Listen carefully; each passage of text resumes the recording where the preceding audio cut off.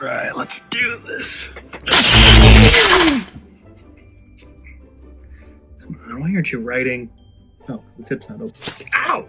I just got out of an IMAX screening of Mickey 17, the newest feature film from Bong Joon-ho. So first off, going into the story, even from the trailer, I remember thinking like, okay, this is an interesting idea, something that is a little bit different, especially given the background of the filmmaker. I'm like, okay, this guy's obviously done some interesting stuff. And of course, I got to see it in IMAX, so why not? The story reminded me, funny enough, of Severance a little bit, which is a show that I've been recently watching. And it's because of the idea of like these multi-conscious beings of the same person operating at the same time or kind of living these separate lives. I kind of like this world building that Bong Joon-ho does. You see that it's in the future, and there's this specific group of people that they kind of call themselves like a church or a company.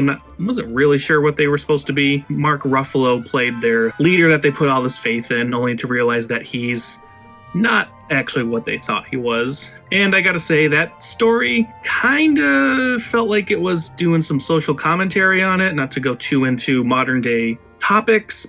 As far as the acting goes, so our lead, Mickey 17/18/1 through 16, played by Robert Pattinson. Man, I gotta give him credit. He's come so far in his career. For a while, his career was kind of stuck in that he's not really a serious actor, but I always remember thinking at that time even that Robert Pattinson, I can actually see this guy becoming a good actor. Even though, again, I'd never really seen the Twilight movies, I'd only seen parts of them, but I do remember thinking at the time, like, there's something about this guy, he's not bad. And I can see him actually being like a respectful actor as he gets older. The main supporting actress, Naomi Eki, I think her name is. I've seen her in a couple things. She was most recently in Blink Twice, the movie with Channing Tatum last year, which is really good. She's really good in this. Her character, I think, has a lot of arc to it because she becomes a love interest right away, and she's very close with Robert Pattinson's character. And then you see it kind of turn at a point where you're like, oh, maybe she's not a good person. But then ultimately she really redeems herself at the end, and you're rooting for this character. And then we have Mark Ruffalo. I don't know what he was going for in this movie. I could not help but think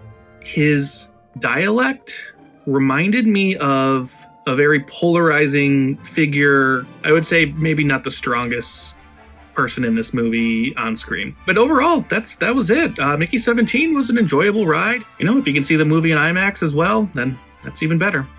All right. This water tastes funny. Josh 18 here. Have a good night, everyone.